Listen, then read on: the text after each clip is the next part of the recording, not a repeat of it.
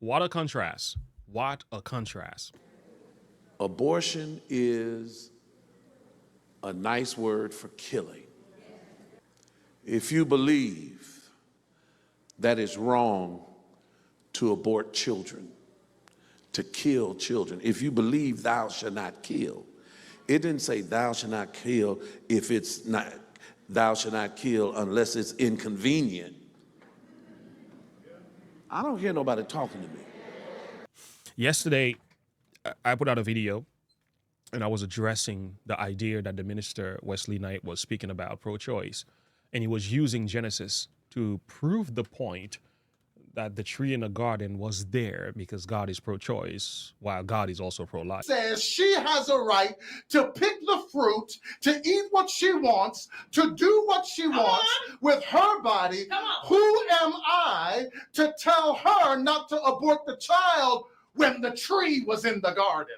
Ooh, y'all, I'm messing with y'all theological sensitivity today. But listen, don't get mad at me. If you're mad at me, you got to take it up with God, because he put it in the garden. The God that you serve, the Jesus that we love, your Savior, your Redeemer, has created space for you to do whatever you want to do. And what's crazy to me is that Christians want to legislate and take away the freedom of people to have abortions, to be gay, to get, their sexual orientation, to be transgendered, to do what they want to do. And yet God is saying, but I gave you freedom. You heard that argument, right? And we've already addressed it to a degree. Well, let's listen to another side of the argument, because there goes some common sense. And what you're about to hear is going to blow your mind coming from this minister. And this side of the truth makes a lot more sense to me, and it's more biblically balanced. So the man we're going to listen to, his name is Pastor Marvin Winans. Boy, what a blessing. Not a Seventh-day Adventist, and he doesn't have to be. All that I know is when I hear the truth, I respect it for what it is. He's going to tell you his side of the story. And I thought he was so much more balanced than what we've heard earlier today. So having said that, I'm going to put a link in the description below. Make sure you like and subscribe to the page, okay? Click the bell icon for more. Thanks to all of you that are supporting the channel. Thanks for all of you that are praying for us, and standing with us. We appreciate you for that as well. And thank you for the merch that you guys have purchased. And it really goes and make a huge difference. Now, having said that, let's get to the video. Make sure you watch the end of the story. We're only going to do about 20 minutes of this video. I have nothing to say at the end of this video. We're just going to let the remarks speak for themselves, because the man is going to tell you like it is. And I love it when I hear it straight. All right, let's get to the video. Without attempting to be controversial, prick some of those that have opposite opinions. But I really do love you. All right. Let's go to work here.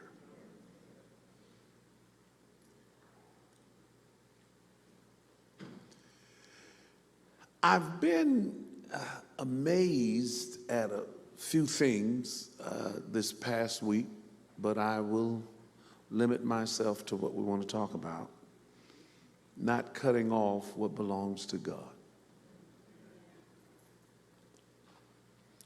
And you must understand that whoever is in charge of the vocabulary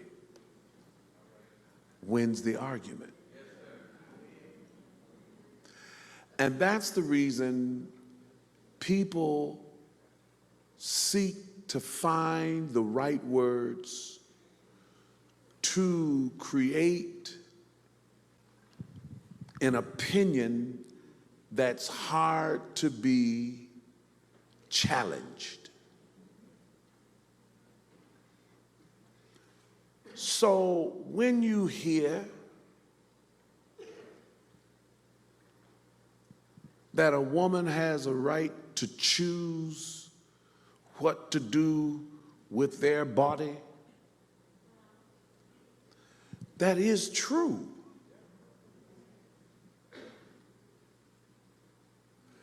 I ain't getting no amens from nobody. That's true. And that's the reason the argument is cropped in that matter. Because who can argue with you having the right to choose? That is what God gave us, the right to choose.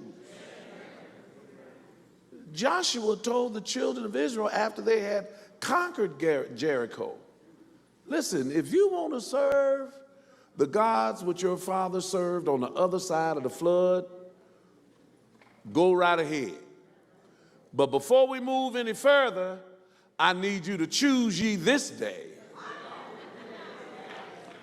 whom you gonna serve. When they were on, see, I'm trying to stay low because I can be very definitive. When they were on the Mount Carmel, Elijah said, how long halt ye, O Israel, between two opinions? If God be God, serve him. If Baal is God, serve him. But you got to make a choice. God has given us the ability to choose. So when the argument is cropped in a manner where the woman has the right to choose what she will do with her body, she's absolutely right. But once she is pregnant, she's not just choosing for her.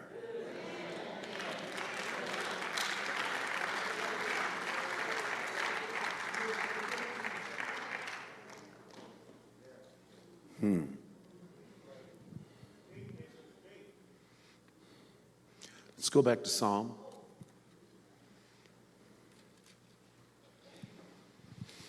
Lo, children are an heritage of the Lord, and the fruit of the womb is his reward. As arrows are in the hand of a mighty man, so are children of thy youth. Happy is the man that hath his quiver full of them. They shall not be ashamed, but they shall speak with the enemies in the gate. Children are an heritage of the Lord, and the fruit of the womb. So now you could say, well, the child, you know, he's a child, the child of the Lord. But he included the fruit of the womb. He went all the way to the womb.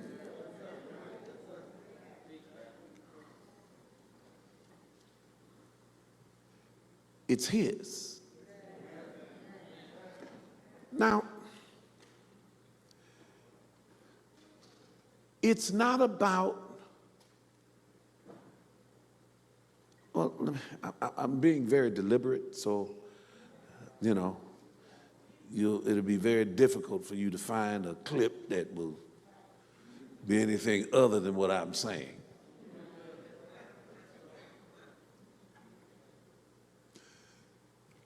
We're talking about two different things. The first thing, well, let me deal with this.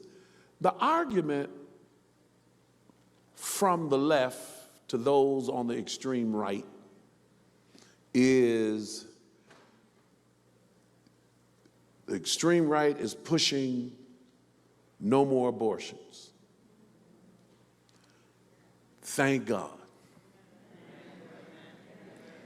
that the murdering of children who could not defend them for themselves, or fend for themselves, has stopped.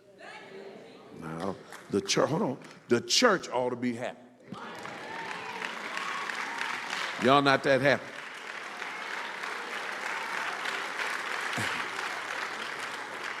And that is what is so disheartening, is because what is in the world has seeped into the church.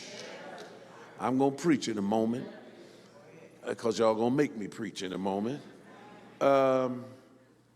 What is in the world, the psychology, the philosophical understanding of what is in the world has seeped into the church, so that the church is not governed by the kingdom constitution,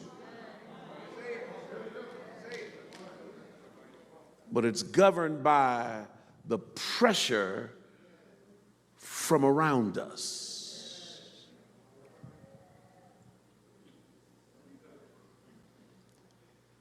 Your choice, beautifully and fearfully and wonderfully made woman, your choice is not to get pregnant. See, now ain't nobody pushing that.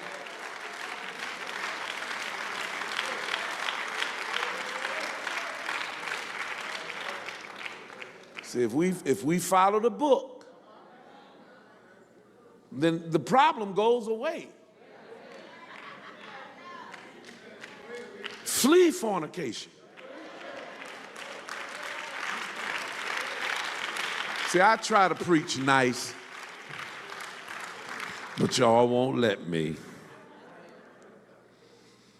All right? Okay.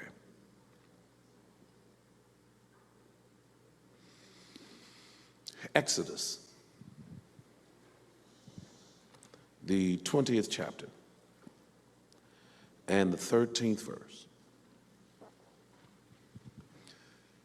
Thou shalt not kill. And there's a period behind that.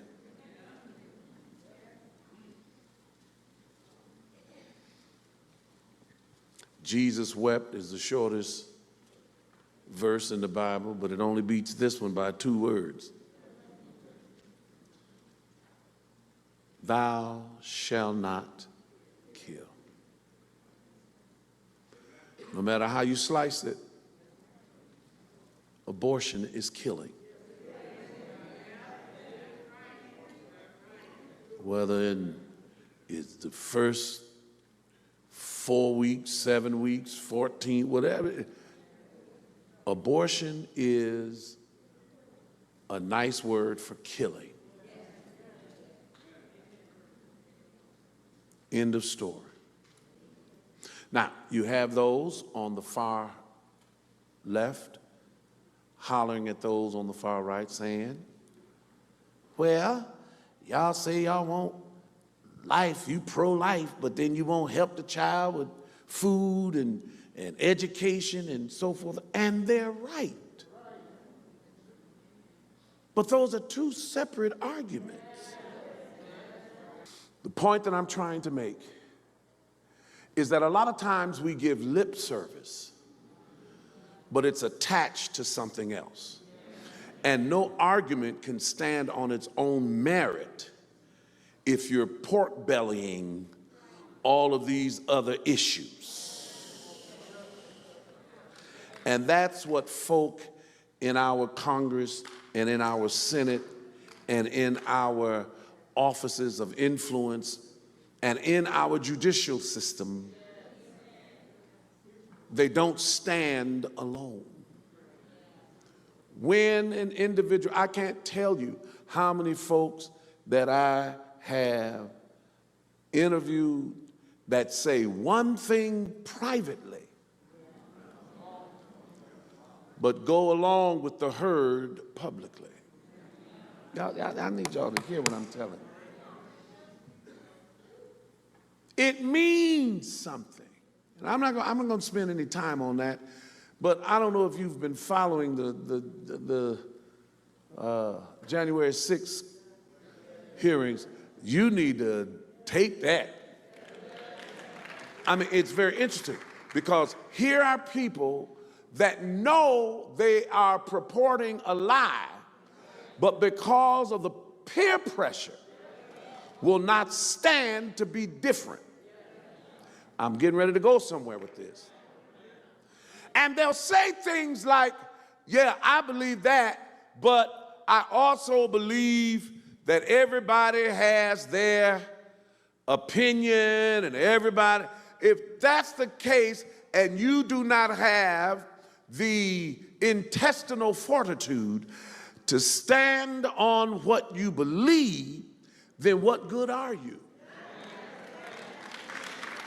I can't allow my religious beliefs to sway my vote, or well, what good are you? Why are you there? You're just like everyone else.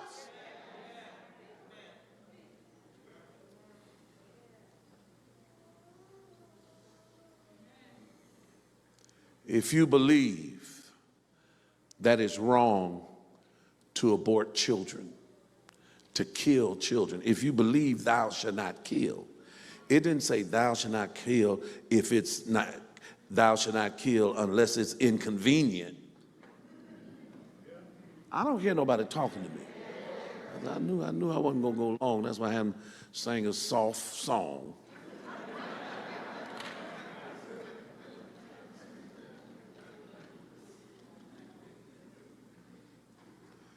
And I'm not saying that the intent of those that have won the victory, this is a great day in the life of those children that we never knew.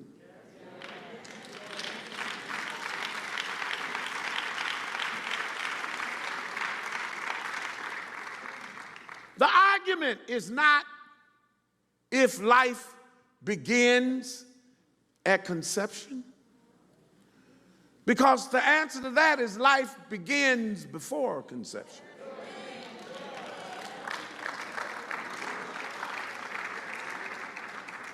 Jeremiah 1 and 4 and 5. Then the word of the Lord came unto me, saying, God was talking to Jeremiah. And he said, Jeremiah, before I formed thee, Lord have mercy,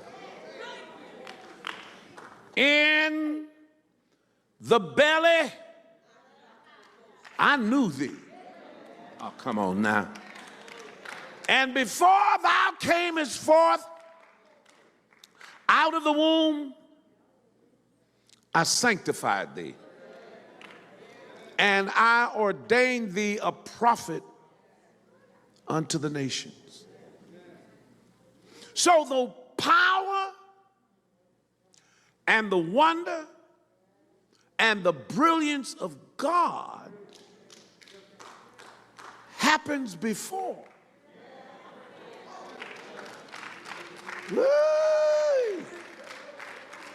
You have anything to do with it.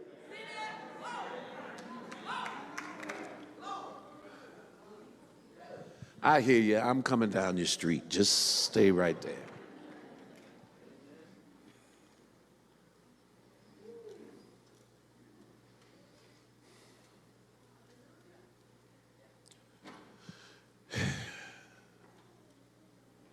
Romans, the 8th chapter, says, for whom he foreknew,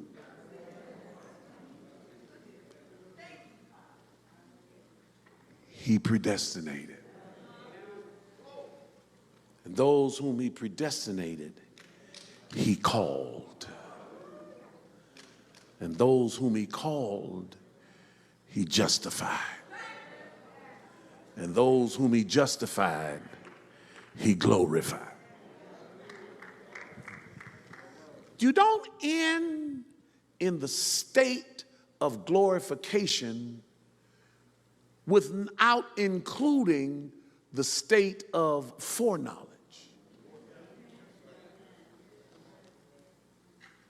Now I'm coming to the first stop of my close. I have several stages today. The first stop is God foreknew. I'm intentionally being deliberate. God foreknew. And because he knew Jeremiah before he was formed in the belly, which means before conception, God knew Jeremiah.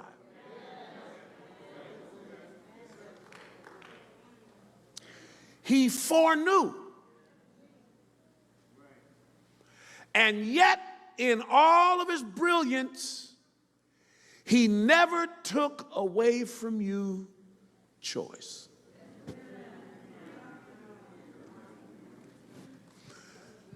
So then, you have the ability to stop what God intended.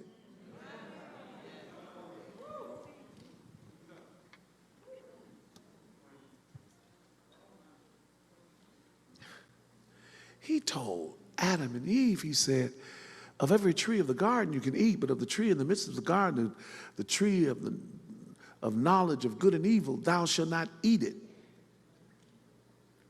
And yet, he didn't stop them from making a choice. Now, when we make the choice, we have to suffer the consequence. I don't want to go into the psychological misgivings. Lord. Say, move on, Pastor. All right, I'm going to move on.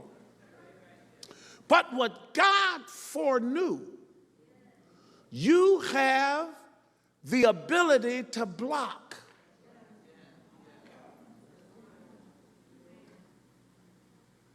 I don't say this as a tease, but think about it. The millions upon millions of children that we chose to stop, many of them could have had the cure for cancer.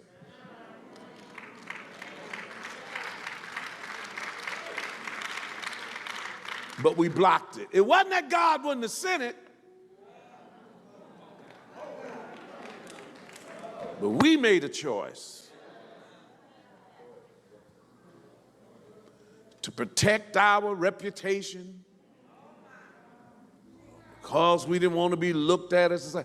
I'm so happy that we serve a great God.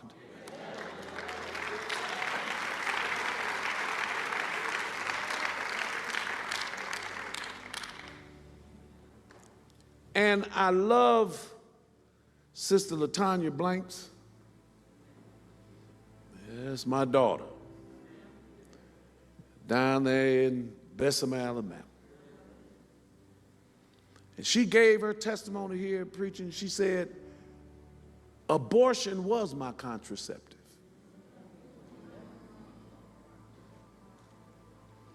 I know we want to talk about in the case of incest, in the case of rape, I got it.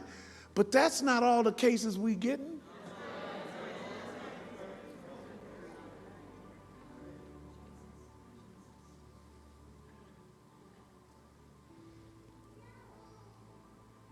We have the power given to us by God to cut off what is his reward.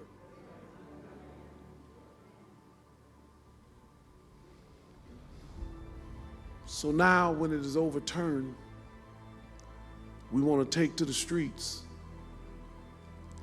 saying we don't care about God, we want to have our way. Oh, yeah. That's what we're saying. Now, we have no idea what God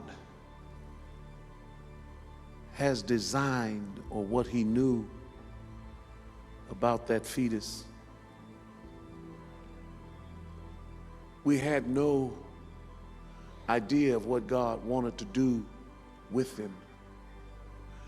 But he said that the children, they're a heritage of the Lord. And if we let it grow, he said those children are going to fight the enemy in the gate.